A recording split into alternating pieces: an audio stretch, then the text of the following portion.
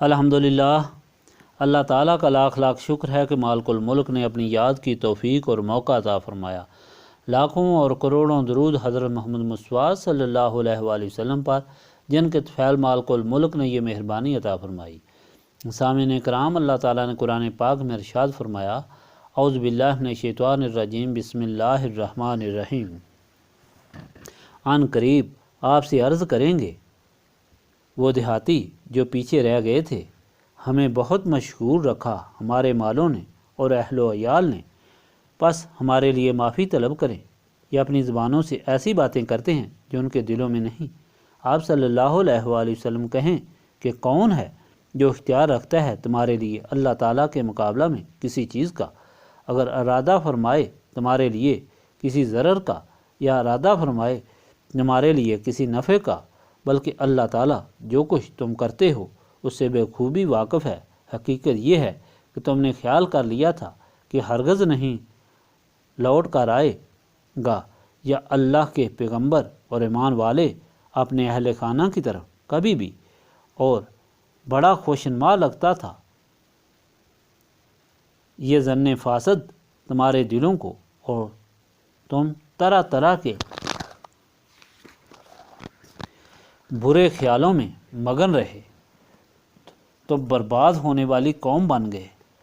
اور جو نہ ایمان لائے اللہ تعالیٰ اور اس کے رسول صلی اللہ علیہ وآلہ وسلم پر، تو بے شک ہم نے ان تمام کافروں کے لیے تیار کر رکھی ہے بھڑکتی آگ، اور اللہ تعالیٰ ہی کے لیے بادشاہی آسمانوں اور زمین کی، بخش دیتا ہے جس کو چاہتا ہے اور سزا دیتا ہے جس کو چاہتا ہے، اور اللہ تعالیٰ بہت بخشنے والا ہمیشہ رحم فرمانے والا ہے۔ ان قریب کہیں گے پیچھے بیٹھ جانے والے، جب تم روانہ ہو گئے مال غنیمت کی طرف تاکہ تم ان پر قبضہ کر لو، ہمیں بھی اجازت دو کہ ہم تمہارے پیچھے آئیں۔ وہ چاہتے ہیں کہ وہ اللہ تعالیٰ کے حکم کو بدل دیں۔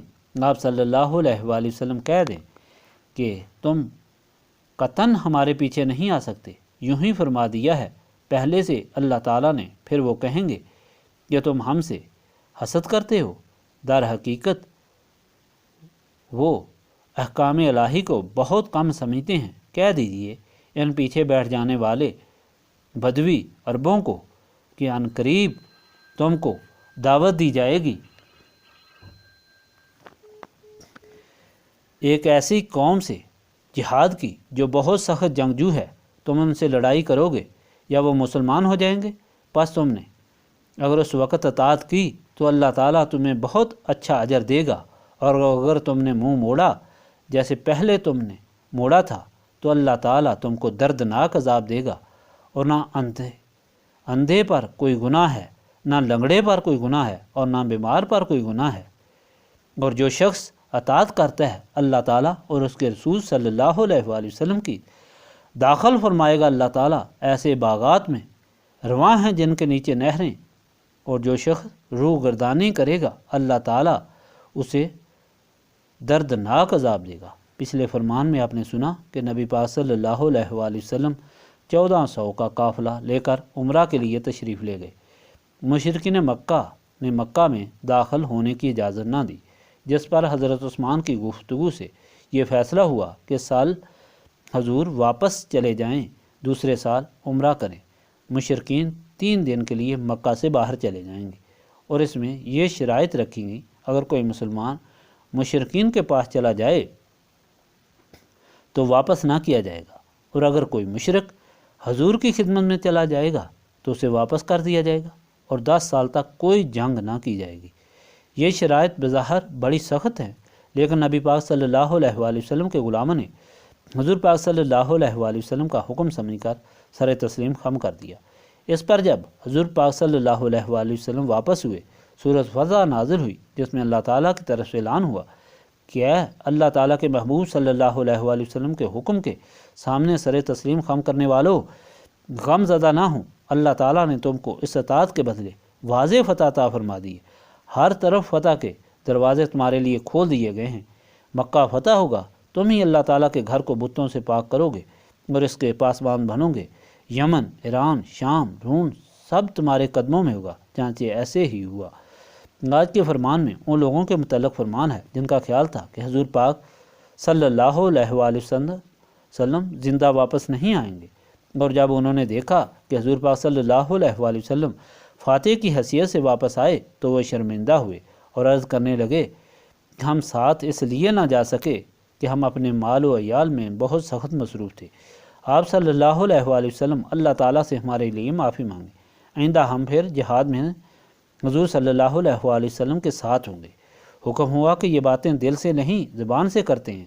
آپ صلی اللہ علیہ وآلہ وسلم کو حکم ہوا کہ آپ ان سے کہیں کہ اللہ تعالیٰ جس کے لیے برائی چاہے یا اچھائی کوئی اس میں مداخلہ نہیں کر سکتا۔ اللہ تعالیٰ تمہارے حال سے باخبر ہے۔ اللہ تعالیٰ ہی زمین و آسمان کا مالک ہے، جس کو چاہے معاف فرما دے یا عذاب دے۔ پھر اللہ تعالیٰ کے حکم کے مطابق مسلمانوں کے لیے ہر طرف فتح کے دروازے کھل گئے۔ حضور پاک صلی اللہ علیہ وآلہ وسلم نے خیبر فتح کرنے کا ارادہ فرمایا تو یہ پیچھے رہ جانے والے پھر درخواست کرنے لگے کہ ہمیں بھی ساتھ لے چلیں۔ اس وقت ان کا جذبہ جہاد نہ تھا بلکہ مال غنیمت میں حصہ لینا تھا۔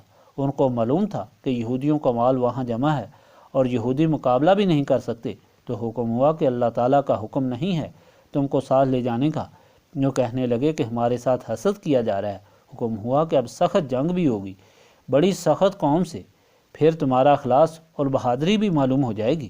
اگر تم حکم مانو گے تو تمہارے لیے اجر عظیم ہوگا، اور اگر منہ پھیرو گے تو سخت عذاب ہوگا۔ اب یہ جنگ کون سی تھی؟